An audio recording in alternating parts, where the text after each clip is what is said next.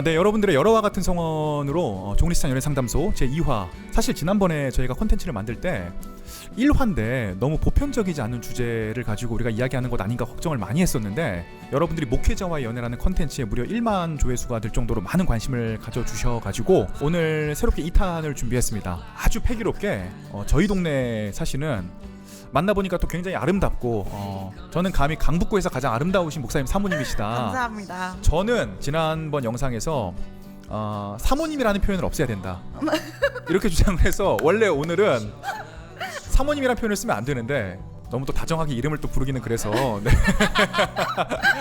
그래서 오늘만 좀 사모님이라는 표현을 쓸 건데 괜찮으시죠? 네, 저는 괜찮습니다. 네, 알겠습니다. 우리 인사 한번 부탁드리겠습니다. 네, 저는 강북구에서 가장 아름다운 김다혜 사모입니다. 네. 반갑습니다.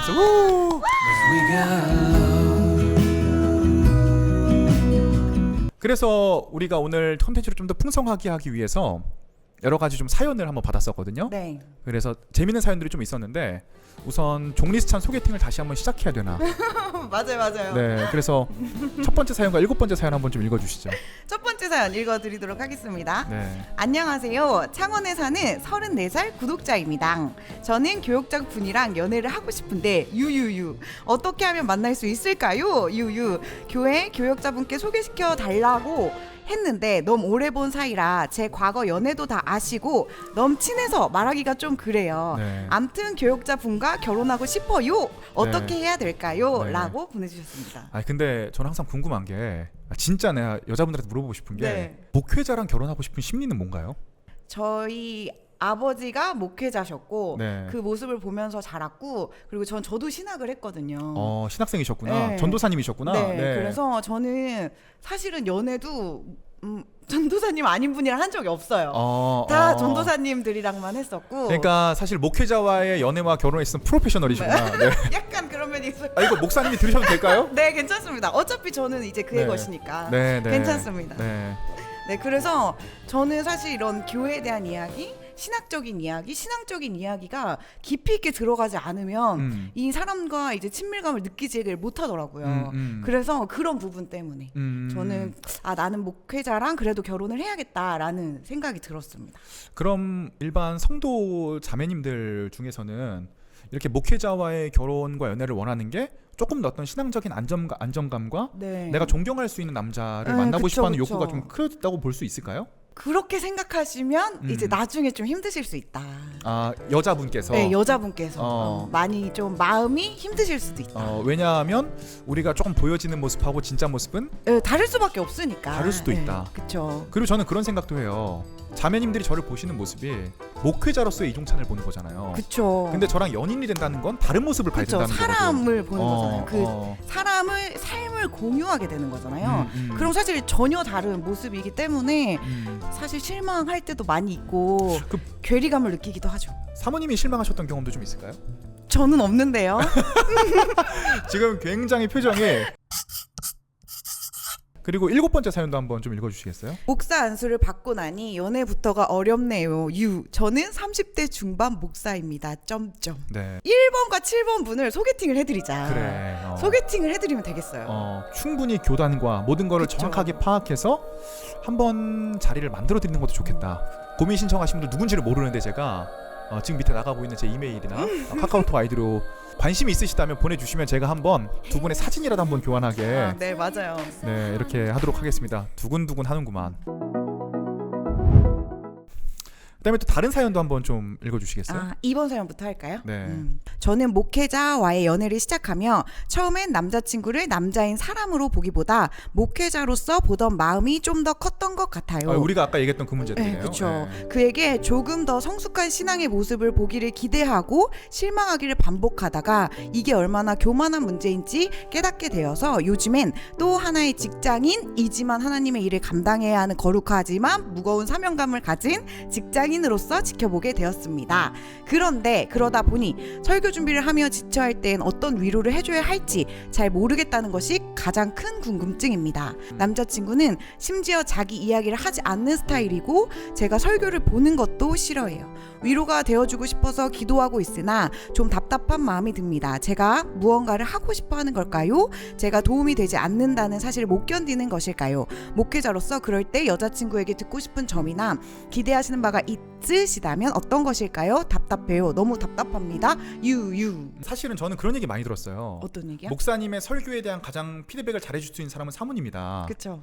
근데 혹시 목사님 설교를 들으시나요? 저는 무조건 듣습니다. 네. 그래서 어떻게 좀 이렇게 피드백을 해주시는 편이세요? 전 처음에 제가 신학을 했잖아요. 네.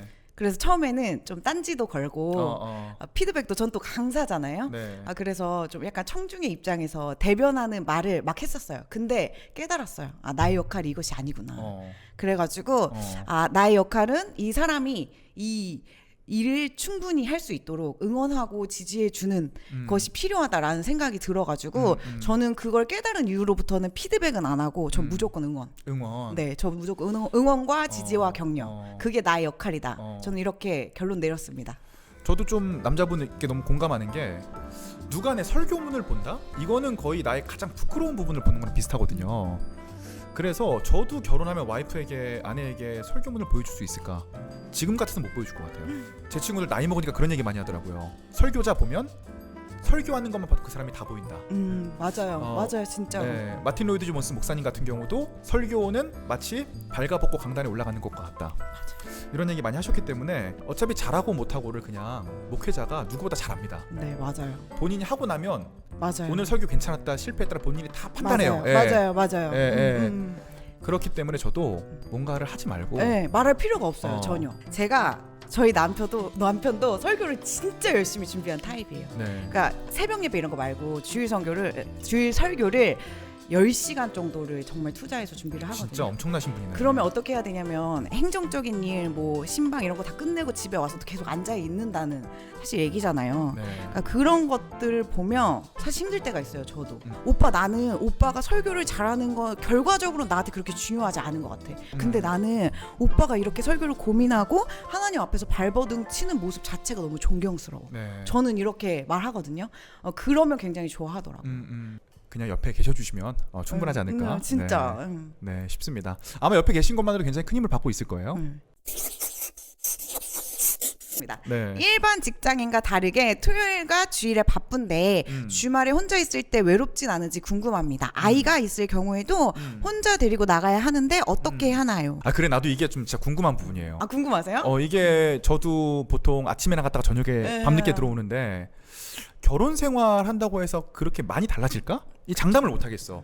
왜냐하면 나이가 먹을수록 더 직책은 무거워지고 챙겨야 되는 사람들은 많아지고 그래서 이 부분을 우리가 좀 지혜롭게 어떻게 가정생활에 헤쳐나갈 수 있을까? 혹시 사모님 같은 경우 좀 어떠세요? 지금 제 남편이 3주째 토요일날 9시 반에 나가서 밤에 12시 반에 들어오고 새벽 예배를 다시 4시 반에 들어오는 주일도 새벽 예배가 있군요. 그거를 지금 3주째 반복을 하고 계신데 무릇 지킬 만한 것 중에 내 마음을 지키라 이 말씀 있잖아요. 저 그게 진짜 제일 중요한 것 같아요. 왜냐면 전 일부러 그래서 토요일날 일을 많이 잡아요. 근데 많이 잡아도 제 일이 저녁 9시에 끝나요. 그럼 12시 반에 들어오면 3시간 반이 남는 거잖아요.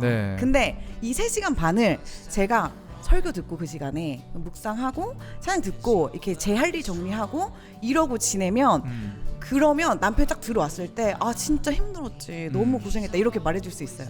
근데 2주 전 일이었거든요. 제가 그 시간에 누워서 TV를 봤어요. 근데 그 TV에서 남자 주인공하고 여자 주인공이 너무 알콩달콩하게 지내는 거예요. 그걸 보는 주말에 그걸 보고 있는 내 심정. 난 결혼했는데 혼자 있어. 이게 딱 느껴지면서 갑자기 엄청 비참해지는 거예요. 그치, 그럴 수 있지. 네, 감정적으로 갑자기 훅 올라오고 그래서 남편이 들어오자마자 왜 이렇게 늦게 들어와? 나는 맨날 집에 혼자 있어. 이래버린 거죠 제가. 그리고 그 다음날 바로 회개했죠. 내가 잘못했구나. 내가 나의 마음을 지키지 못했구나. 그래서 그 남편이 없는 시간에 제 시간을 어떻게 보내는지가 진짜 중요하고 그리고 저는 좀 어떤 성향이냐면 남편이 바빠? 내가 더 바빠야지. 약간 이런 성향이에요. 그래. 네. 그래서 그 시간이 절대 남편을 기다리는 시간으로 저는 만들지 않아요. 그 시간 자체를. 근데 저는 이 부분에 대해서 어떻게 생각하냐면 요거는 뭐 목사 사모나 목사나 그런 거랑 상관없이 맞아요. 하나님 앞에 서 있는 한 사람으로서 맞아요. 내가 하나님으로 외로움을 충족시킬 수 있어야 관계가 더 올바로 설 수 있어요. 맞아요. 그게 남편과의 관계도 분명히 중요하지만 그 안에서 나도 남편 없이 혼자 살 수 있어야 되고 남편도 배우자도 나 없이 혼자 살 수 있어야 맞아요. 그런 사람들이 만나야 서로 건강해지거든요. 맞아요. 그러니까 하나님 앞에 바로 서 있어야 네. 또 그 역할을 감당하고 그 감내할 수 그쵸, 시간을 그쵸. 감내할 수 있다는 말씀이 진짜 많이 와닿았고 그런데 이제 그럼에도 불구하고 어찌됐건 사람과 사람이니까 네. 서로의 시간이 굉장히 또 필요하잖아요. 네. 네, 그런 부분은 좀 어떻게 하시는 근데 편이세요? 저는 그러니까 제가 일을 조절할 수 있으니까 월요일을 항상 같이 보내요. 그러니까 제가 토요일 날 일요일 날 혼자 있고 좀 힘들어도 월요일 날 그 시간을 우리 부부의 시간을 침범하지 않도록 그 누구도. 네, 그래서 약속이 있더라도 한 최소 3시간 정도는 꼭 둘이 보내고 제가 그 시간에 가장 중요하게 생각하는 건 스스로 중요하게 생각하는 건 경청이에요. 경청. 그러니까 저도 결혼한 지 4년이 됐거든요. 네. 4년이 되면 사실 얘기하는 게 약간 지겨울 수도 있어요. 그래요? 듣는 것도 지겨울 수도 있고. 이래가지고 대화가 재밌는 사람이랑 결혼해야 돼. 근데 저는 저희 남편하고 대화가 너무 재밌거든요. 네. 근데 그게 서로가 노력해서 재밌는 것 같아요. 왜냐면 서로가 그래도 들어주려고 하고 네. 충분히 공감해 주려고 하고. 네. 근데 그 시간이 없으면 그때서부터 부부가 되게 힘들어지는 것 그러니까 같아요.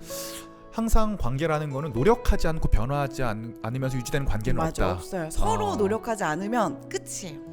그러면은 그 월요일은 보통 이제 교육자들 휴일이라서 월요일에 시간을 구별을 하시는 거잖아요. 네. 3-4시간을 보통 데이트를 어떻게 하시는 편이세요? 저는 우선 제가 굉장히 밖에 나가는 걸 좋아하기 때문에 네. 제가 다 찾아요. 서칭을 해가지고 여기 가자.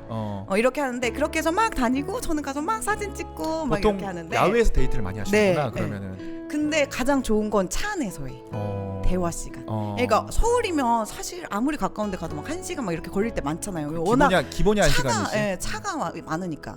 그러면 그 1시간 동안 진짜 많은 얘기를 해요. 그 왔다 갔다 하는 시간 동안. 저는 옆에 있을 때 절대 차에서 막 자거나 이러지 않아요. 그래서 얘기를 그때 진짜 많이 하고 그 대신 커피 먹으러 가거나 음식점 가면 먹고 바로 나와요. 회전율이 엄청 빨라요. 굉장히 남자 같은 스타일이시구나. 아니 어쩌다 보니까 결혼하니까 모든 얘기는 차 안에서 하니까 여기 가서는 막 시끄럽고 막 이런데 여기서 굳이 얘기를 하고 싶진 않은 거예요. 딱 그래서 니즈만 딱 충족시키고 딱 나오죠. 그러면은 나는 이제 물어보고 싶은 게 그런 차 안에서는 보통 어떤 대화들을 하세요? 우선 교회에 대한 얘기 많이 하죠. 네. 그리고 저는 그런 얘기를 듣는 걸 또 좋아하고. 그러니까 일상에 있는 얘기들을 통해서 그 일상에 속해 있는 나는 어떻게 느끼는지 그 감정들도 소통하고 그리고 그 안에서 어쨌든 부교역자기 때문에 느끼는 것들이 많이 있잖아요. 네. 그래서 이런 것들에 대해서 어떤 대안이나 방안이나 뭐 이런 것들도 얘기 많이 하고 그렇게 얘기할 때 제일 재밌고 그냥 일상적인 얘기 많이 하죠.